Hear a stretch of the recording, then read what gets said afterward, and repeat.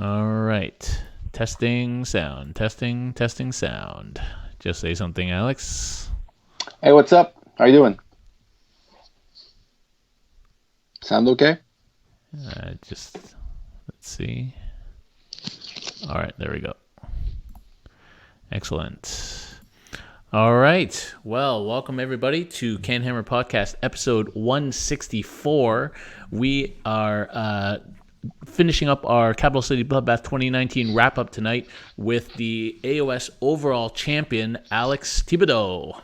Hey, what's up, guys? Welcome, Alex. How you doing, Darren? Good. Thank you for joining me. So I think Pleasure. this is your first time on the podcast. A third, actually. I've been on with Chris a few times Okay. to talk about the first CCBB and the Overlord's book review when it came out a few years ago. Nice. My mistake. Okay, so why don't you just remind people a little bit about yourself and your story in Age of Sigmar? Sure. I'm a long-time fantasy and 40K player, mostly fantasy though. And when AOS dropped, I was not too fond of the game at first, to be honest. So I took a 1-year break. And when the first handbook arrived, I really dove in. I liked it. I think it was a great game once all the points were there. The the battle plans were more detailed. The game was more refined. I'm a longtime dwarf player, so at first I played Dispossessed. Then I got into Stormcast a bit. Yeah, Did you tell Rob that you were a Dispossessed player? No, I didn't. I should have though. Yeah, I know. I learned that afterwards.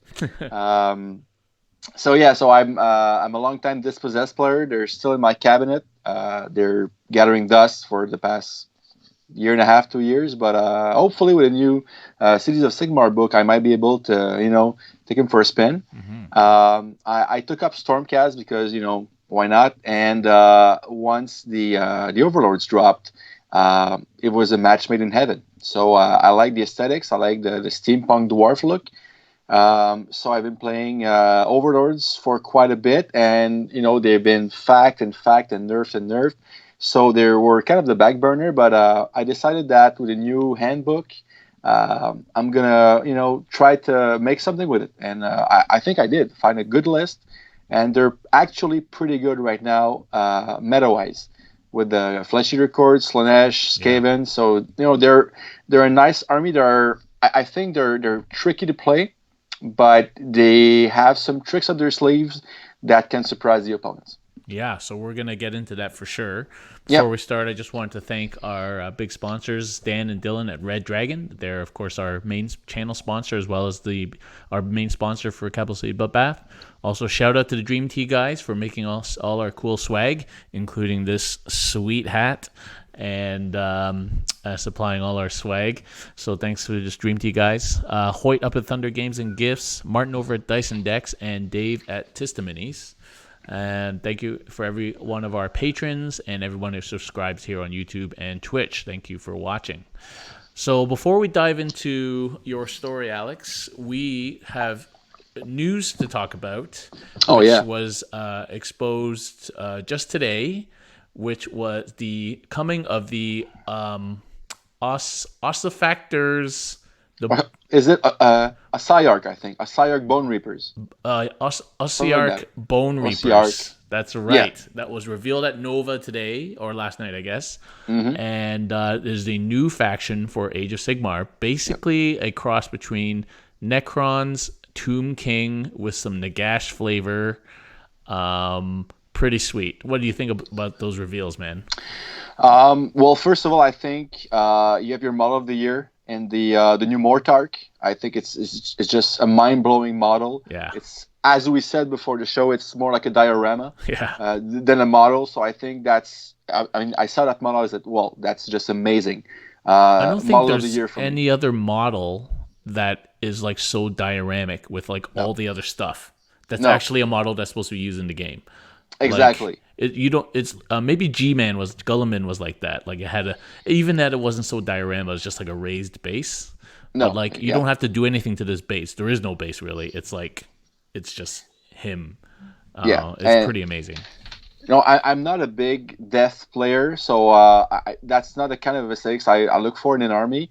But I recognize the effort. I think it's more of a they're moving away from the usual fantasy tropes about skeletons and stuff like that, and they are defining their new aesthetics, Yeah. like the Overlords, like Yeah. the Deepkin, and now the Bone Reapers. It's just mind blowing. Like they could The have just made more skeletons, right? But they Yeah, they didn't, could. right? No, exactly. Yeah. And I see on the internet people are complaining about the faces of the new models, like the new foot skeletons, the ground troops. Well, they have a nose. Well, big deal. But to some people, I'm not. Just, I think, recognize what is GW is doing right now, the quality of models, and also all the releases is just battle tomes, new games, new warbands, new this. I think it's really the golden age of gaming right now, to be Yeah. honest. Yeah. So high quality, creative models. I like that. Have you seen the movie 300? Yeah, of course. You know Oh, the Persian dude, Xerxes? yeah. That model reminds me of Xerxes, the way he's standing. You're right. He's like kind of naked. He's got the shield, and then there's a bunch of dudes fawning around him. Oh, It kind yeah, of you're reminds right. me of that. When I saw it, I was like, Absolutely. that looks like Xerxes. Oh yeah, and I've read some rumors on the internet today that it's gonna be like a bunch of special rules for that model. Like you have to fight every little guy before the big dude, like all the mini bosses before the big boss. That's cool. So now you're worthy of facing him. So if that's true, that would be awesome. I would like that. Yeah, that would be so cool. Oh yeah, big And I time. love the new catapult. This big ass, that's awesome. Sweet model. It looks like a pain in the ass to transport, but Yeah, and I'm kind of curious about the size though, because a few models we saw before they got released, like the Fire Slayer Furnace, look way bigger than it was. Yeah. When you see it in Yeah. person, that's it. I remember So- at CCBB, the guy who had the furnace there, I was like, wow, that's a lot smaller than I thought it was. Oh yeah, yeah, exactly. So it looks big. So hopefully it's going to be as big. But if you saw the video, like the animated video, you saw 3 catapults in the background that towered over the army. So Yeah. I guess they're going to be big. Yeah. Hopefully. Like, they'll probably be the same size as like a Skaven Bell or something. That would be my guess as well. Yeah, yeah. The other model that surprised me how small it was the Herd Stone. I thought that stone Oh, was yeah. massive, but it's actually a tiny little rock. Yeah, exactly. And on the opposite side, I thought the Fane of Slanesh, which is like the free terrain. It's when you massive. play Slanesh, it that looks big. small. It's huge. Yeah, yeah. So that surprised me a lot as And well. that Gitz moon thing is massive too. So it's funny how some of them are so big and some of them are so small. Exactly. And the Flesh Eater's throne thing is stupid. Yeah. Again, So good example. yeah, so I'm super excited. I'm torn. Like I'm literally on the cusp. I was this close to putting my finger on the buy button for a Sylvaneth army, Okay. but now then I saw these things. I'm like, because they're like, I got Nagash, and these guys look like they got Nagash's like armor plates and stuff. So I'm like, man, that would look good. Oh yeah. Man. And same story here. We had a guy that attended CCBB as just to see the games. He was a 40K player, but he spent most of his time around AOS, and he fell in love because of your tournament. And he texted me this week, I'm going to start Daughters of Cain. Can you write me a list for 1,000 points just to start? And now I got to see him today and say, well, I'm not going to buy the Daughters of Cain. I think I'm going to go for the Newborn Reapers. So, yeah. Yeah, we it don't would be know a when good it's choice as coming well. out though, but it's probably going to be in the next couple of months, probably. Well, here's the thing. We know that there's going to be free cities, Auric Warclans, this, and probably an Ogre book, like a Ma Tribes book.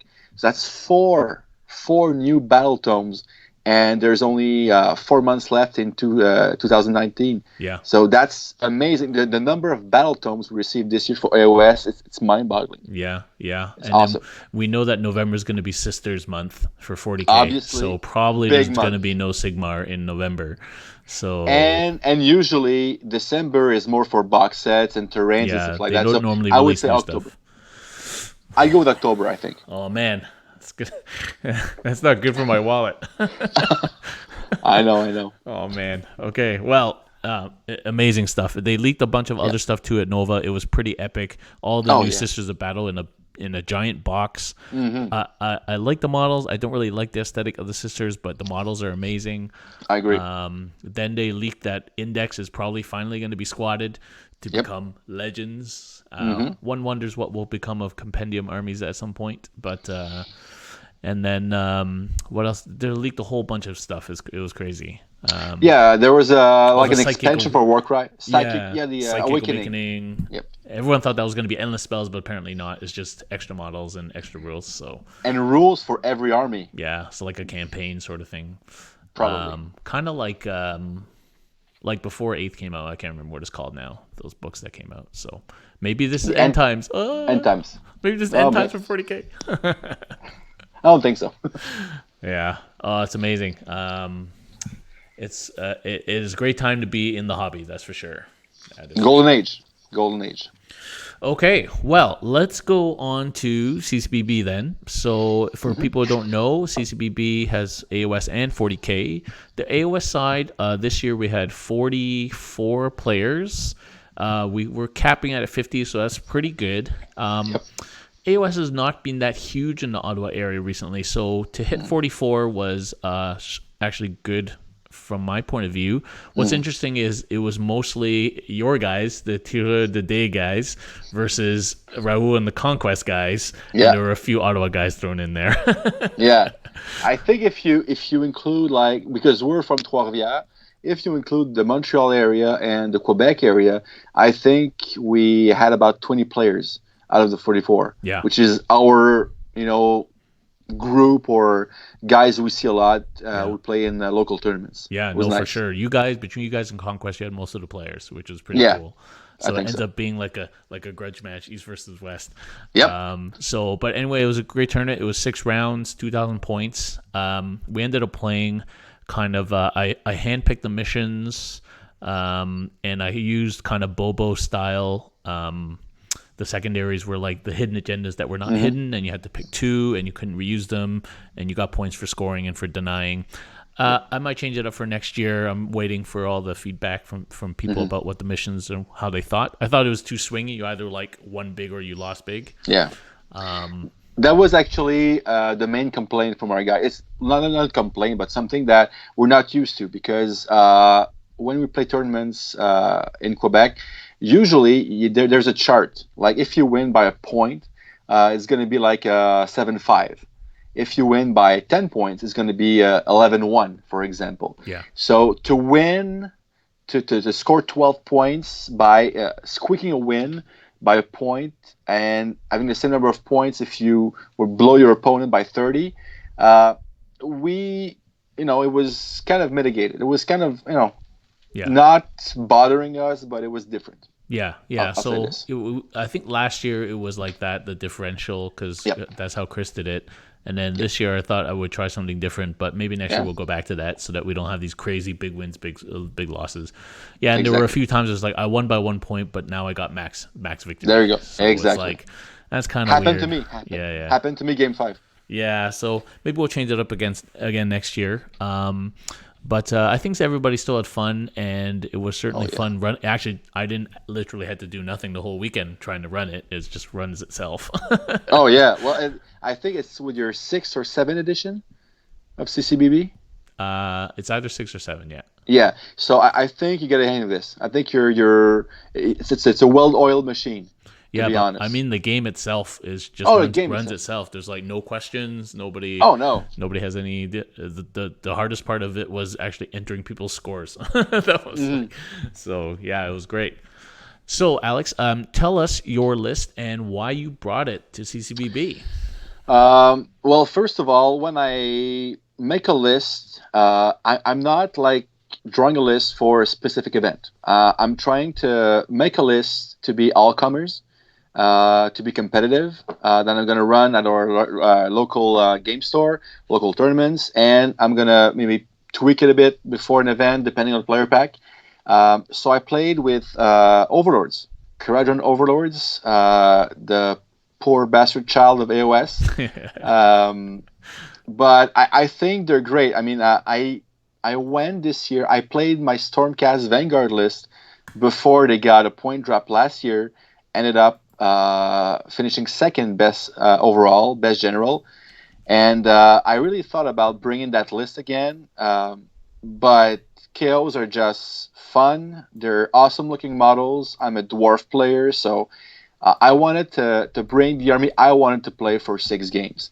I knew that it was not as competitive as my Stormcast army, and if I drew the wrong matchups or I think it would be over pretty soon for me. So with that in mind, the lists I drew was Barrack Zilfin, so it's a Skyport, just like a Stormhost or whatever. And I think that Skyport as an all-comer list is the best, is the most competitive Skyport because I think KOs have a lot of strength, areas of strength. They're awesome at range, obviously. They can get decent movement, but they die to a swift breeze. And I think they have some bad matchups like Deepkin, like Nidons or Nidon units in a Legion of Nagash army, for example. So I think that Zilfin is the best Skyport to counter those bad matchups. Let me explain. Deepkin and Nidons, basically they all fly. And Zilfin's main rule is all your army gets to reroll ones to hit and to wound against flying models. So if I drew a Deepkin army, if I drew a Nidon army, that would give me a chance. And that's why I also took an admiral, a navigator as my general. A nifty little ability on a 3-up. Every model that starts their movement phase, enemy models within 18 of the navigator, they get to halve their movement.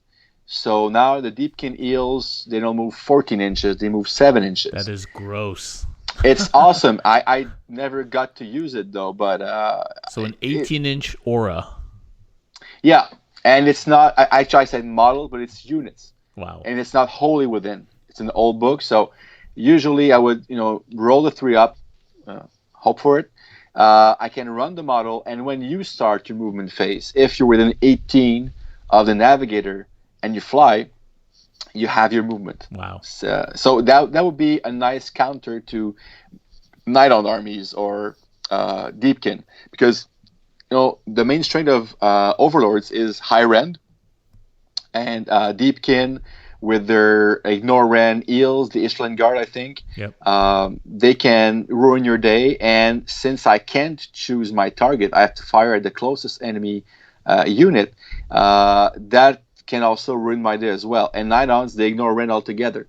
So these are the two worst matchup for me. And since pretty much every model in those armies fly, I chose a navigator for that specific ability. So if I played against those armies, I could have that trick up my sleeve that I could pull. So that was the main reason for that model. I also took a second hero, which was an Ether Chemist, which is a mainstay in pretty much all Overlord's army. On top of buffing a weapon, they can. I chose the artifact of power on him. It was the Edershock Earbuster, and that was my answer to Skaven and Gitz. And that item paid off in a big way, both in the doubles event and the singles event. It actually, if you kill a model with that weapon, and the chemist has a range weapon that is 2d6 attacks and -2 rend. Nice. So pretty good stats. And if you kill a model with that weapon, the enemy unit has to take a battle shock test in the shooting phase. So that can mean 2 battle shock tests in the same turn. And also, it's also a loophole to go around Inspiring Presence. The Warp Seer command ability. So the only things I should say that can still go off is the Screaming Bell aura, 13 inches aura of battle shock immunity, and the Loon Shrine, the Goblin's Loon Shrine. And that surprised one of my opponents because I get to shoot that unit, and I think there are enough casualties, I just fire the chemist, and then you have to take a battle shock test, and you lost 27 models. Oh, I'm just going to use Inspiring Press. Oh, no, you can't. It's in the Battle Shock phase, and you're still in the shooting phase. Oh, Yeah, right. yeah. So that was my answer to, big units, Plague Monks, big units of ghouls, cheap infantry, low save, high Yep. number of models, Yep. units. So that was kind of my counter for these occurrences. And so these were my only two characters. I was character light because I think the Overlord's characters suck. They're really not good at all. So I took like the minimum. Um, Battle line, usually in most competitive, if I can call that, current Overlord builds, you would see a big blob of 40 Arconauts with 12 Skyhooks with a chemist to back them up. So 24 Skyhook shots. I don't like big blobs of units, so I took the minimum, 3 units of 10. Since I only own 6 Skyhooks, there were 2 units with Skyhooks and 1 with volley guns for the battle line units. I also took balloons, 15 balloons, 9 engine riggers, which is probably the best Overlord's unit because they can pump out a little, I think it's 27 shots, it's 3 apiece. And they're awesome in melee as well because it's only 1 attack, but it's 3s and 2s, minus 2 rend, damage D3, which is awesome, especially buffed with a chemist. So that's 19 attacks for a squad of 9, which is awesome. I also took 2 squads of 3 Sky Wardens, which are the other kind of balloons, and I built them around a volley gun, a drill cannon, and a single pistol. And these were 2 small units, 100 points each, that were just there to grab objectives. Because in your player pack, all the points, basically except the agendas, were for objectives. If you would succeed in scoring the objectives. So I needed those small units, those mobile small units, to be able to just fly away, fly on the battlefield, grab objectives, shoot at distance, shoot at range, 24-inch range. So these 2 units were there just to do that.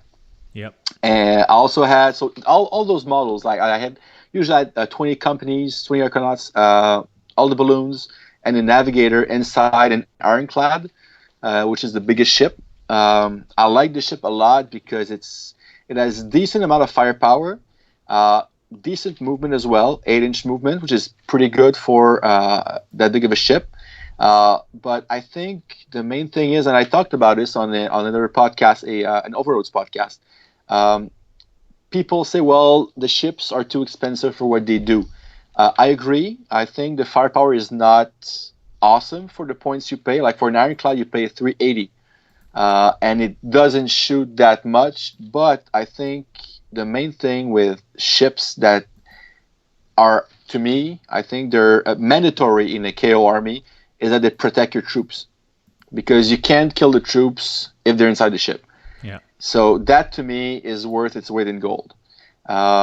Plus, they get extra movement when you deploy the troops because you have to deploy them 3 inches away. So that's an extra 3 inches you gain for a not that mobile army, and it also reduces the number of drops in your army, because once you put a ship down with everything on it, it's 1 drop.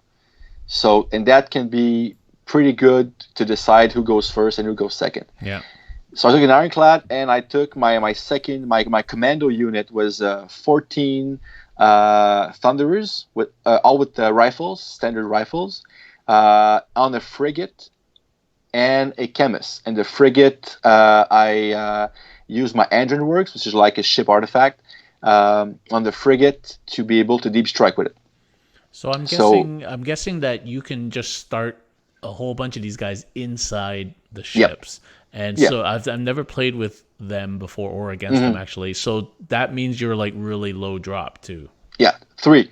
I can go as low as 3. Yeah, because an ironclad can transport 25 model stops, and the frigate 15.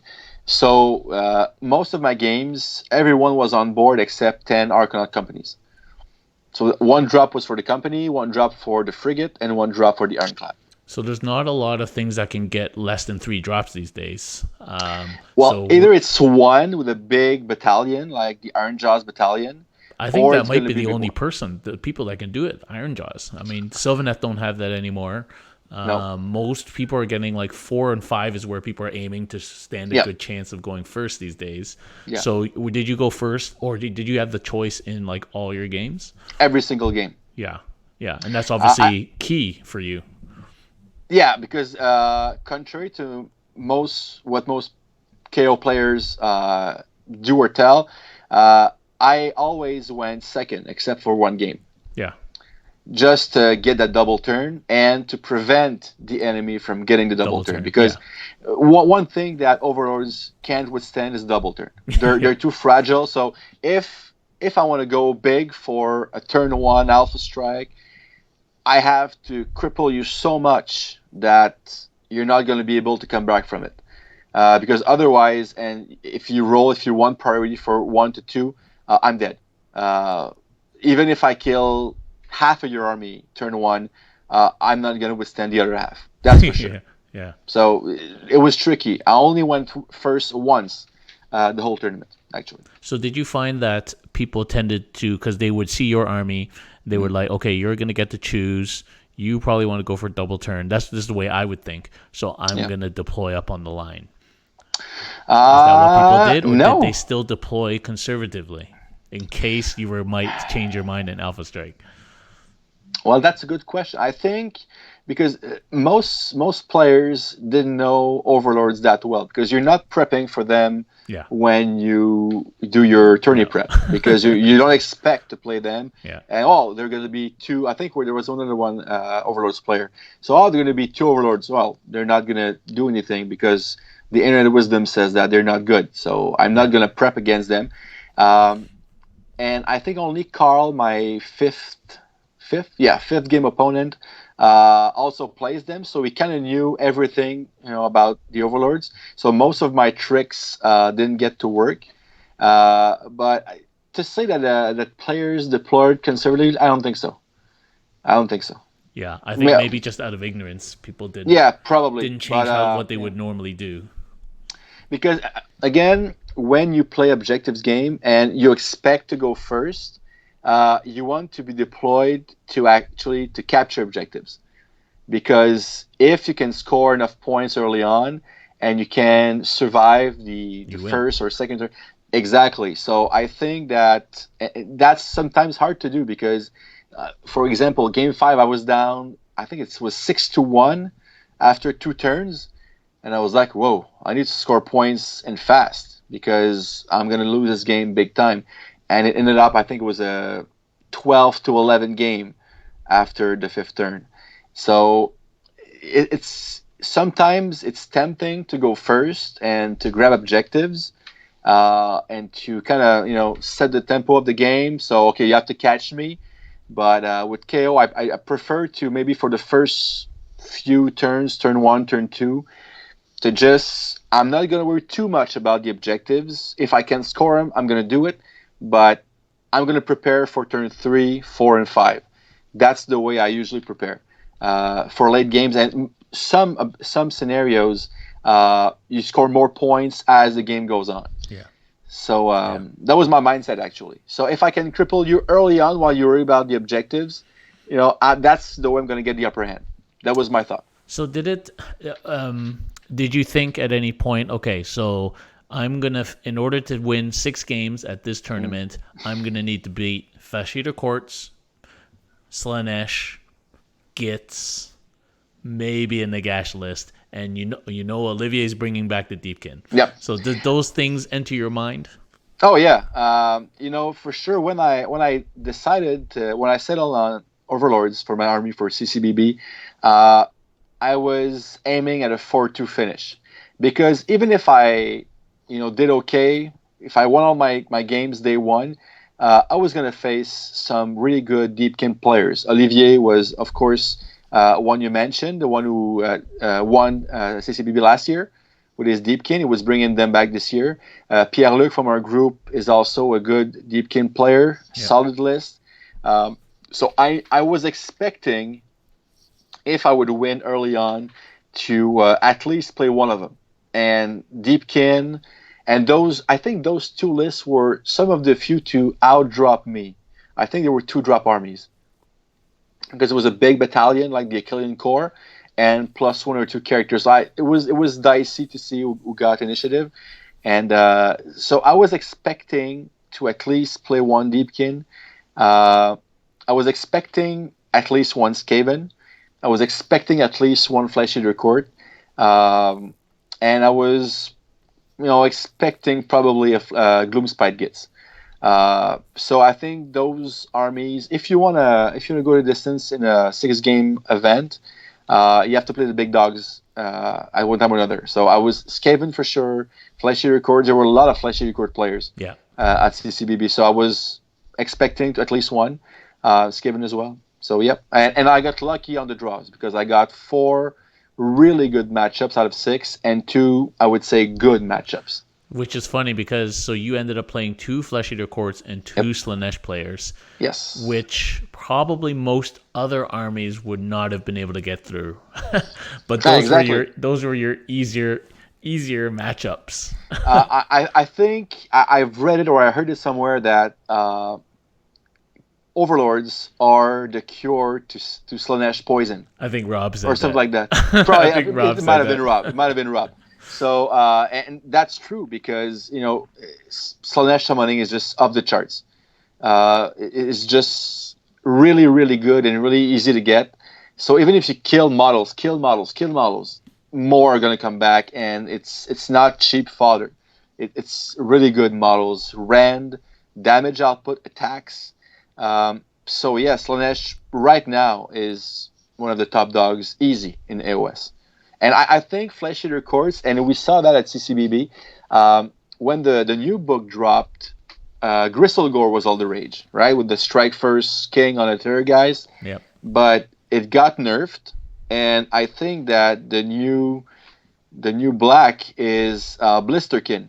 I saw there was 3 Blisterskin. Yeah. Yep, out of 5 Flesh Eater Court players, and Blisterkin, I think it's awesome. Again, movement wins the game, and Blisterkin has that to burn a lot. So I was kind of expecting a lot of Flesh Eaters, but maybe not that many Blisterkin lists. I ended up playing none of those 3. I played 2 Flesh Eater Courts, but the 2 were not Blisterkin. Yeah, exactly. Yeah. Well, I think we had like 2 or 3 Slaanesh players. I know Barney, who's a Ottawa guy who plays Slaanesh, he couldn't make it at the last minute. But there was a decent representation of Slaanesh, the usual kind of stuff. Yeah. And they did well until they came up to you. And then they got literally tabled. Yeah. Yeah, that's pretty crazy. Oh, yeah. Well, it's, again, I got exactly what I need. And I played game 2 against my friend Marc-André. So we had this game before. We had those 2 same lists. We played about 4 or 5 times together. So we kind of knew the scenario ahead of time. And he only plays with 3 heroes. So if you play Slaanesh and you're able to kill all his heroes in one go and just kill his summon ability, that's awesome, man. I can do it with the Overlords. Yeah.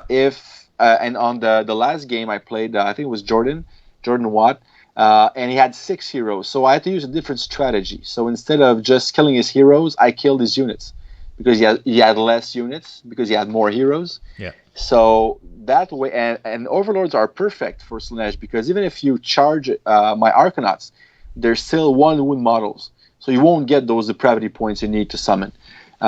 So again, 2 armies, twice Slaanesh, but 2 different strategies. Yeah. Okay, well, maybe we'll go into your games a little bit. Sure. As usual, we don't need to talk in detail about every single moment of every game, but why don't you either pick your some good moments or some bad moments from the games that you remember, and just talk us through some of those. Sure. I'll have 2 or 3. I think I almost lost the tournament before it started. Game 1, I played against Joe Duca's list. Okay. It was a Gaff Bomb Stormcast list. And when the lists were available on Best Coast Pairing, that was one of the lists I dreaded to face.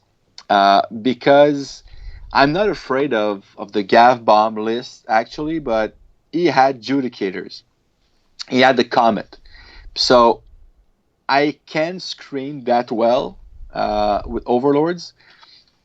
So I was kind of afraid I was gonna use my Arcanauts to screen, and he would drop the comet and shoot the Arcanauts with the Judicators, and then he would be able to, make a gap in my lane and charge with his Evos with Gabriel. Yep. So I deployed really far away. I used, it was one of the rare games that I deployed 2 units of Arcanauts on the table, because I dropped them by about 6 or 7 drops, so I could use that. And I overlapped my screen to make sure that even if I lose some models, it wasn't going to be able to charge me. And I put the Ironclad right behind the screen. And of course, the frigate was in the sky, deep striking. And his Judicators were really far away. So I was kind of glad he didn't put him in the sky, to just drop him, shoot the Arcanauts. He failed to cast his Comet. I gave him first turn, hoping. And so he killed nothing when he dropped his Evos. I was like, well, excellent. He's just going to charge my screen and just kill the Arcanauts. I don't care. I'm going to drop everything from the boat, kill these Evocators, and I'm going to have the upper hand. But he looked at the screen, and he took a model, one of his Evocators, and there was a gap right between the edge of the table and my last model in the screen, and his models could just fit right in.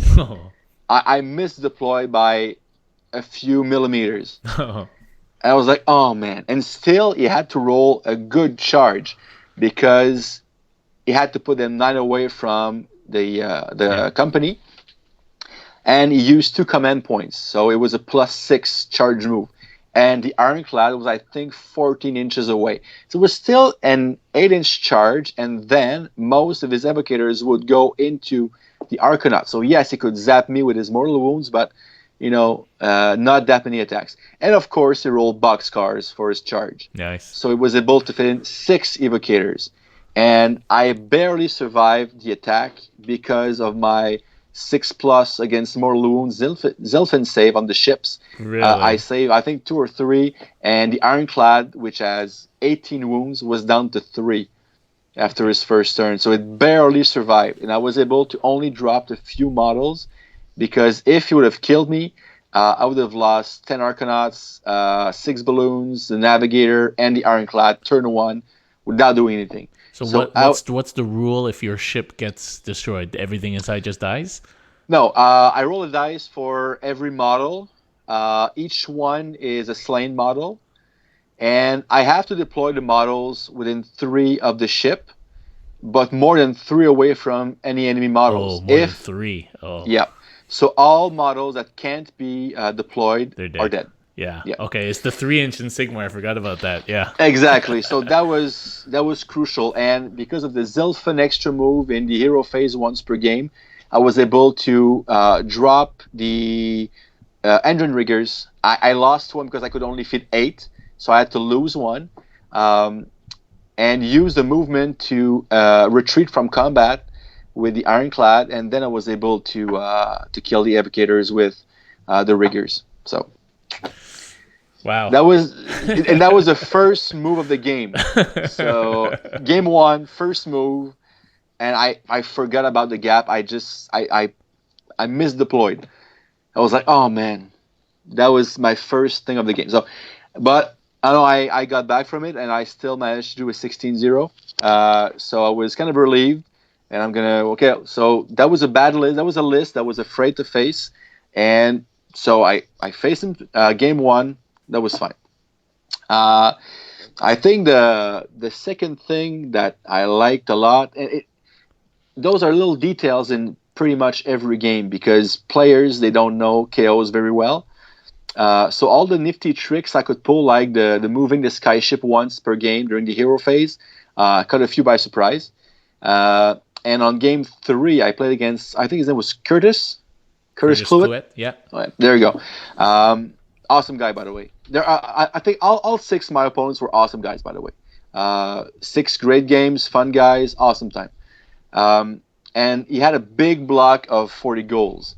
And he cast the Chalice of Ursharan, which I think, I might be wrong, you play Fleshy Records, I think, Darren, so you might be able to help me. But every wound suffered in a radius on the 4-up at the end of the turn, you gain an extra model. Every so you could bring model back died. goals.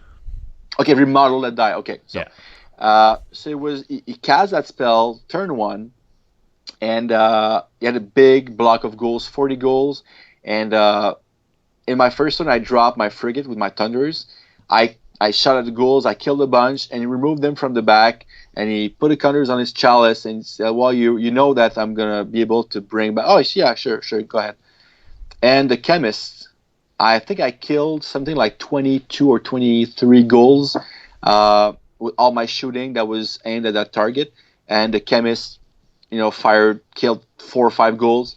And so the battle shock test now comes into play, and it was really shocked, literally, to learn that his 40-man unit died to a battle shock test. Yeah. He couldn't prevent in the shooting phase. So that was a nice trick. I put that item, that artifact, in my list for exactly those situations, and it paid up. Exactly, big 60 blocks. gits, 60 gits, 40 plague monks, whatever. That's what it's there for. Yeah. So that was a nice thing. Game 4 as well, a nice another trick, because I didn't think I mentioned it in my I don't think I mentioned it in my list review. The command trait I use is Fleet Master for the army. Fleet Master allows me to redeploy a sky vessel after deployment, basically. And since I redeploy my ironclad, I redeploy basically 65% of my army. So if you had a command trait there that enable you to redeploy 65% of your army, you would take it every single time, right? Yeah, it's pretty good. So that's what I use. And game 4 against Kevin, another Fleshy Record player, I knew that he was studying the game because we know each other, and we played game 4, which was the first game on Sunday, and we knew the matchups overnight. So he could. I knew he read the book, he studied the book. And it was a nice chess match for deployment, and I kind of baited him because I know his army. I run a tournament called the Grand Clash, and he came in second in the tournament, and I've seen him play. He's an awesome player, great player, and his list is really good as well. And he doesn't play Gristlegore, he doesn't play Blisterkin, he plays like vanilla. Yeah. And so I told him, okay, so basically your dragon, your terror guys, you can run, charge because of a spell. You get the cogs, so extra move, extra charge. So yeah, so you can charge like 32, 34 inches.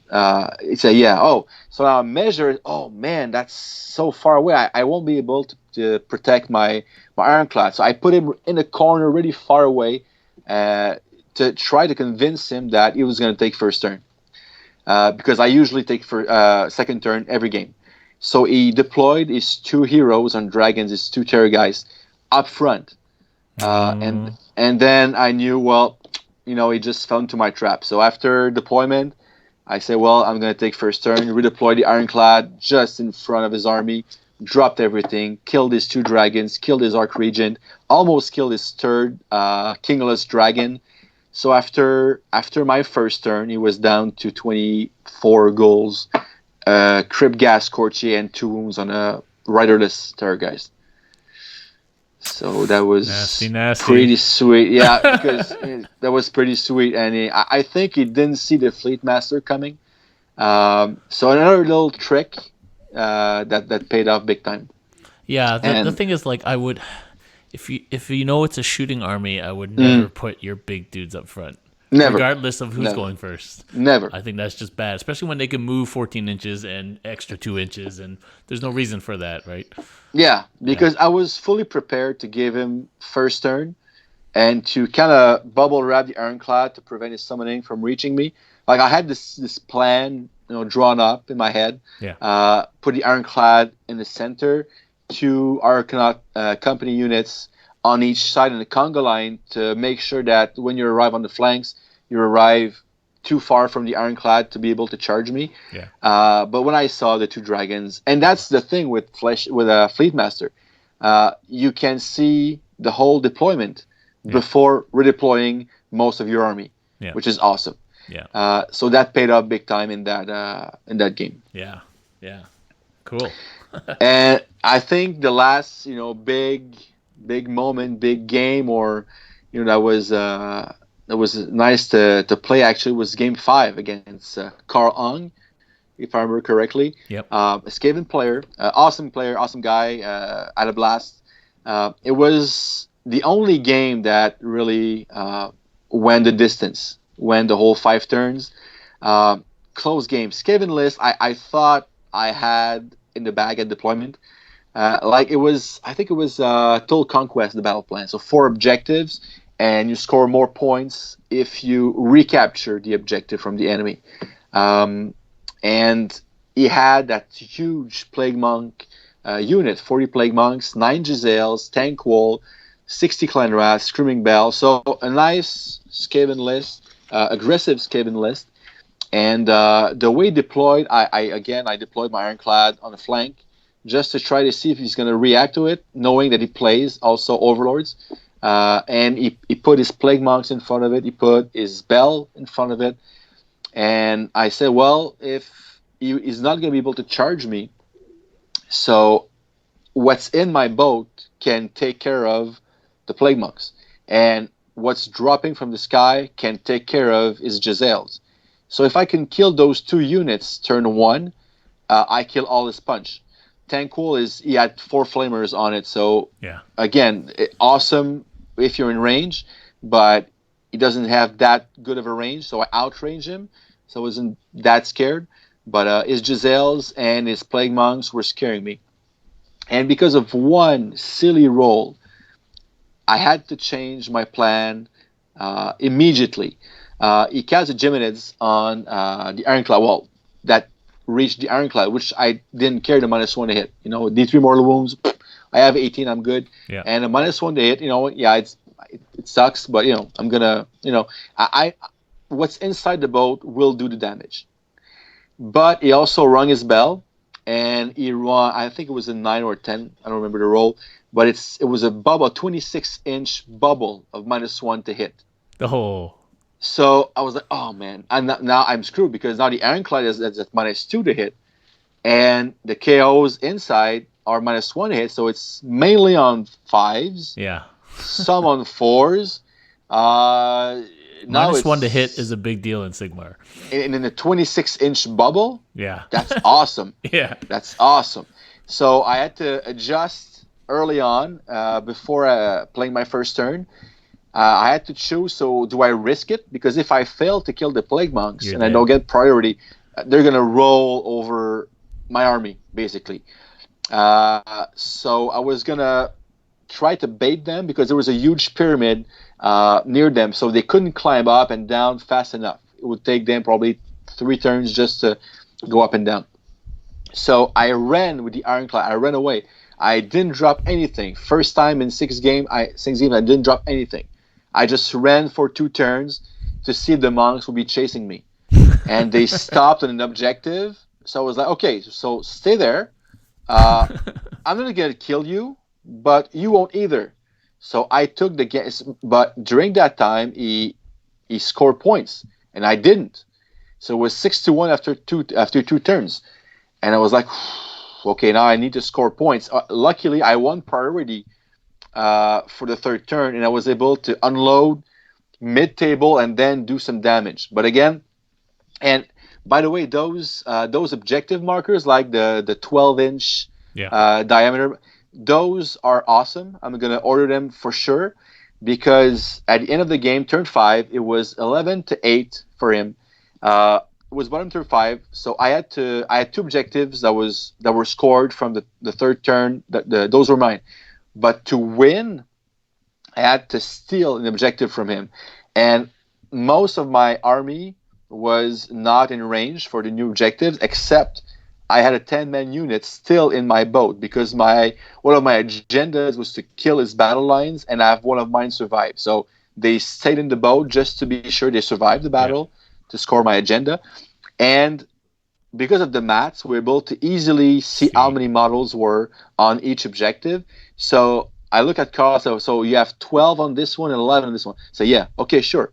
But he forgot I had 10 companies, 10 Arcanauts in a boat. So what Alex is talking about is that if people watch our stream, we have those mouse mat objective Yeah, markers with the middle exactly. and the radius. So for Sigmar, thanks to the Dream Tea guys, we have ones that are 6-inch radius. So they're giant 12-inch mouse Yep, mats. But that, exactly. just like they do in 40K, they tell you exactly who's on and who's not near the objective, and it's very simple then. Yeah, and there can't be any debate, right? You're on or There's you're no not. debate. You're on it Yeah, or you're there you not. go. Yeah. Exactly. So because of that, I was able to move the 10 companies on the objective and both of my ships on the objective. Because again, with Zilfin, when you run a 6. So because of that, I was able to get 12 models on the objective to his 11. Nice. So I won bottom turn 5 by a point by a model. Nice. So that was a nice game, and we both made a lot of mistakes. For us, it was game 8 of our weekend. Yeah. We were tired. I don't know if you had any beers or not, but I had a few the night before. So we made a few mistakes, but in the end, that was a really nice game, well-played game that went back and forth. I thought it was in the bag early on. It wasn't. I thought by having the third turn, I thought it was in the bag. It wasn't. I had to come back again. So again, movement won that game for me. So what's interesting is, if I remember this correctly, at lunchtime, I was talking to Carl and a bunch of guys who were sitting around, and everyone was like, someone's got to take out these Carrigan overlords, right? Like, we can't let KO win the tournament. And Carl was like, no, you can't. Carl was like, I think I have the best chance of winning this, of beating them, and he came so close. I would agree. I think Skaven basically have no weakness. You're awesome at shooting. You got mass models, a lot of models. You get more wound output. And surprisingly, you won't flee from battle shock because you have so many ways to get battle shock immunity.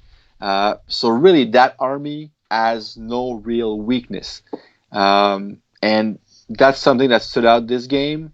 Especially if you ring the bell, you roll that boxcar as a free Vermin Lord that comes in. So, you never know. I played a Skaven guy a few months ago in a tournament, and first thing he does, I'm going to roll for my bell, 6/6, so free Vermin Lord. Boom. Cool. Awesome. It's going to be a nice game, pal. It's going to be awesome. So, these, but yeah, Carl gave me a run for my money. That's for sure. Yeah. I guess I think he should have won the game. Had he not, because he had the models easy to put more than 11 on the objective. That wasn't. It wasn't even close. He just forgot dudes. He just forgot. So he said, "Well, 11. That's enough. I have enough." So yeah, it was a tough. So that were basically the best things, the best memories from the event. Those games, those little tricks I can pull on the opponents. I really enjoyed it. I really like those games. The all 6 opponents. Again, Darren, hats off to you, man. Great event. Loved it. Well, yeah, it was amazing. And of course, let's not forget that you and who's your partner for the doubles? Pierre-Louis. Right, he played Fire Slayers. Yeah, so you guys played 3 games on the Friday, and you won that too. Exactly. So you guys actually played 9 games, and you won both those events. So that's pretty good. And I might add that on Saturday night we also played Guillaume and me a Underworlds game with I was playing with Caradrons, and I won as well. So that's 10-0. 10-0. Boom. 3 game systems. 3 different events. 10-0. Awesome. There we go. KO on the top of the meta. They are definitely trending up. So what I want to see, and I'm sure Rob will talk about it when he recovers from his jet lag, is whether people will pay attention to this and we're going to start seeing KO coming back. Because they're probably one of the strongest shooting armies, if not the strongest shooting I would army. say the strongest. But Rob's been calling it for a long time that shooting is just waiting for its day. And we see some of that with the Stormcast, with those bow dudes and ballistas and stuff like that. They usually do pretty well.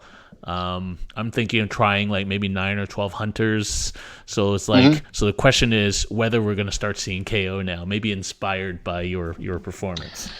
I don't know. I mean, I think it's a good list. I think it's a good army to counter the big bads right now. I think Stormcast can be good too. But yeah, I would expect. I've been saying for a while as well that shooting in AOS is really strong. Uh, all the recent big models, big rules, like the Slanesh strike lasting, or the Gristlegore strike first, or the Eels turn 3. Uh, these are all centered around combat. The Iron Jaws, the movement, the charge, all the bonuses they get when you kill a unit, you strike with another one.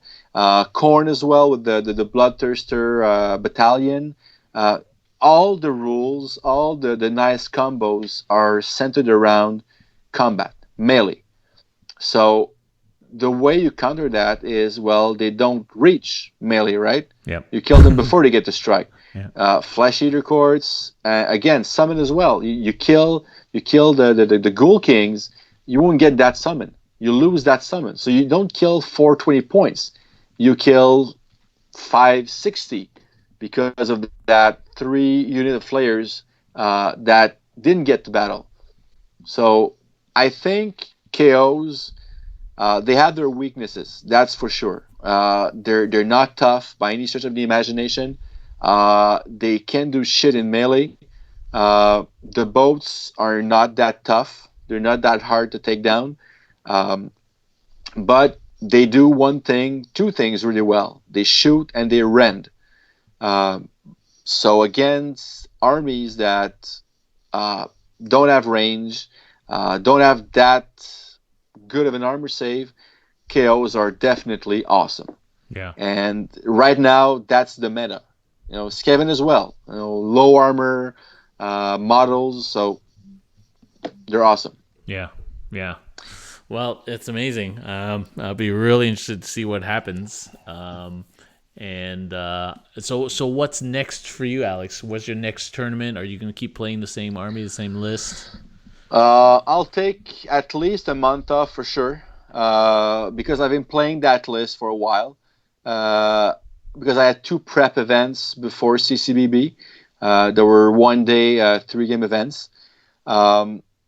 I might try to pull. There's Warzone Montreal coming in. I think it's in 2 weeks. It was supposed to be a 2-day event. Now I think it's a 1-day event. I might try to make it. I don't know, because I'm a high school teacher and we just school's back, so. Yeah. I'm kind of swamped right now, so I'm not sure I'm going to be able to make it. If not, a few of the guys from Quebec talked about the boys. I think it's in November, so October. I might try to make it. October? Is it October? Okay. Like first weekend or something like that. Oh, that early? Yeah, it's early October, okay. I believe. Yeah. Okay. I mean, don't quote me. You better check it, but I'll check it. But that might be something. But I think that my Overlords list will stay that way. I really like it. I think it's good. I think it's fun to play. It's mobile. You get lots of units, nice little tricks. But for now, I think I'm gonna take a break from AOS. I'm slowly diving back into 40K. I think it's been like 2 years of no 40K. But those Vanguard Marines, those Invictor war suits, they kind of got to me. So I'm slowly building a 40K army to see if I can enjoy the game.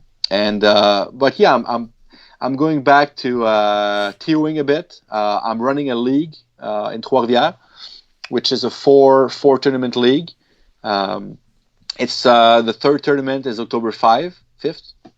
And I'm also running a 2-day event for the second year now. It's going to be in April 2020, which is called the Grand Clash. Last year we had 40 players, which was really good for first event. It's in Trois-Rivières, so if you live near Montreal, near Quebec, it's an hour and a half. Of course, if you're from Ottawa, it's a 4-hour drive. It's not that long. It's in a hotel, great food, great location in downtown Trois-Rivières. So nice bars, nice restaurants, everything. So if you're interested, I'm going to announce the exact date and everything. Yeah. Probably around November. Sign-ups will begin in December. So I'm going to post the link on your Facebook page. Yep. We had no players from Ontario last year. I'm hoping for that to change because we're expanding a bit. It was a 44 places maximum. Now we're expanding to 60 because we're able to get more room. So again, I think it's going to be $75 for the 2-day event, including 2 catered meals, including an all-you-can-eat buffet, awesome food. So yeah, that's it. Yeah, That's yeah, what just I'm planning to let do. me know when you have that, and we'll spread it Sure. around. I'll try and make it out. I don't think anything's going on in April, so yeah, Yep. for sure. It's the weekend before Easter. So usually Easter weekend, you're pretty busy with stuff, with family stuff. Yeah. So we're doing it the weekend before, which usually is more, less events, less activities. So Yeah. hopefully it's going to work out, and we'll see some players from Conquest, maybe, or from the Ottawa Grand area. Yeah, That'll be awesome. That's a long road trip for them, but they come as a It's pack, worth it. so Might be worth it. they Might could be just worth rent the bus. That would be good. They That'd should be cool. they should get a Conquest bus and just put all the vinyling and stuff on it. That would be gross. Oh yeah, they would sell like crazy as well. I'm telling you, if they want to make it, I'm going to be able to have something for them. I'll make sure that if they want to make the drive, if they're listening right now, if they're watching right now, if the Conquest guys are willing to come to Trois-Rivières in April, I'll have something for you for sure. I don't know why, I don't know what right now, but you're going to get something special for me for sure. Well, if you're So out there, Raul, message out there. We'll hook it up. We'll get Raul. We'll come. We're gonna get this bus. I'm gonna get them to put Conquest all over it. They can swing by Ottawa and pick us up, and we'll have a booze bus ride. That would be awesome. That would be awesome. That would be awesome. All right, we're gonna make it happen. Excellent. Awesome. Looking forward to it. Well, thank you very much for joining me tonight, Alex. It was great to talk to you and to hear about this meta-breaking Keratin Overlords meta that you're developing. It's the beard. And thanks for sharing your insights. And hopefully we'll see you soon out in Trois-Rivières. And next year at Capital City Bloodbath again to defend your title. Oh, and there's one last thing, though, for next year. I'm also building an ETC AOS team. Okay. So if any listeners, viewers are interested in joining the team, I know a few reached out to me already. It's in Luxembourg next year. It's in early August. So I'm looking for players who were willing to share the experience. Of course, it's going to cost a lot of money for the hotel, for the plane and everything. But if you're willing to do it, you can look me up on Facebook, Adeptus Diceus. So just PM me and we'll get in touch. Are you working on that in conjunction with Chris and the 40K side, or is this separate? I will be pretty soon. I'm gonna call Chris pretty soon. I was hoping to see him at CCBB, but he didn't make it. No. So I talked to him about it a few months ago, but I was too busy with other stuff. Now I would say end of September, I'll probably give him a call to see how to work things up. Like I think you guys should get together, and together, both teams, you should approach sponsorship. That's one thing I was looking for. So yeah, I'll definitely be in touch with Chris to see what we can do together. That'll be awesome. I think like 2 big team Canadas, it'll be awesome. 40K and AOS, that'll be good. For sure. Yep. Okay, sweet. Well, thanks very much, Alex, for joining me. And thanks for the invite. Thank everybody for watching on Twitch and for watching on YouTube.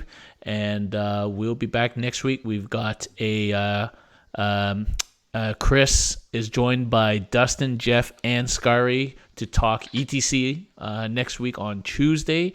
They're just going to go over their whole ETC experience wrap-up, which is amazing. Nice. Jeff's he sent me 9 gigs of video footage from ETC. That is going up on, not all 9 gigs, I had to cut some of it, but that's going up. And I'm pretty sure everyone wasn't drinking on that 9 gig of data. Yeah. Okay. So that's going up on Wednesday morning. And then on Thursday, I've got a game against Phil. He's bringing out the new Sylvaneth. And I'm going to see if I can do some kind of damage with my Night Haunt. So that'll be on Thursday. So busy schedule next week. Thank you very much, everybody, for joining us. And good night.